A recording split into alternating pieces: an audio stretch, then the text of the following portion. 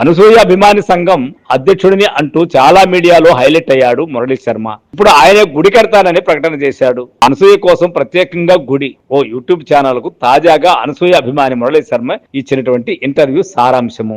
ఈ సందర్భంగా యాంకర్ అనసూయ కోసం గుడి కట్టబోతున్నట్లు ఆయన వెల్లడించాడు కదా. ఖుష్బు సమంతకు ఉన్నట్లుగానే యాంకర్ అనసూయ కూడా గుడి కడతారన్నమాట. అభిమానులందరూ ఏకమై నిర్ణయానికి వచ్చి ఎక్కడ కట్టాలని దానిపై నిర్ణయం తీసుకుంటామని కూడా వెల్లడించారు. దీనికి ప్రభుత్వం సహాయాన్ని కూడా ఇవ్వాలని కోరారు. ఇది అసలైన ట్విస్ట్ ఏమంటే, ఎవరు గుడి కట్టుకొని అది వాళ్ళ ప్రైవేట్ వ్యవహారం, కానీ మేము గుడి కడుతున్నాం, అది అనసూయ గారికి కడుతున్నాం, ప్రభుత్వం ఏమైనా సహాయం చేస్తుందా లేదని ఒక నోటు పెట్టడం అనేది వింతల్లో వింత, సంతల్లో సంత. మనం ఏమి చేయలేము. ఈ నేపథ్యంలోనే మురళీ శర్మ చేసిన వ్యాఖ్యలు వైరల్ గా మారాయి. లేకపోతే ఏమిటండి, అనసూయకి గుడి కట్టడం ఏంటి, దానికి ఒక ప్రచారం చేయడం ఏంటి, యూట్యూబ్ ఛానల్ ఉండడం ఏంటి, గుడి కట్టడం ఆ మీద భక్తిగా అంటే అది కాదని కూడా స్పష్టంగా చెప్పడం ఏమిటి. ఇది నేను యూట్యూబ్ ఛానల్లో వైరల్ కావడానికే అన్నట్టుండే ఆ మాటల ద్వారా మనం ఏ విధంగా అర్థం చేసుకోవాలి. ఏది ఏమైనా అనసూయ గారికి కూడా గుడి వచ్చేసింది. ఖుష్బుకు సమంతకు లాగా అనసూయ కూడా గుడి కట్టింది. మీరెవరు అసూయ పడకండి.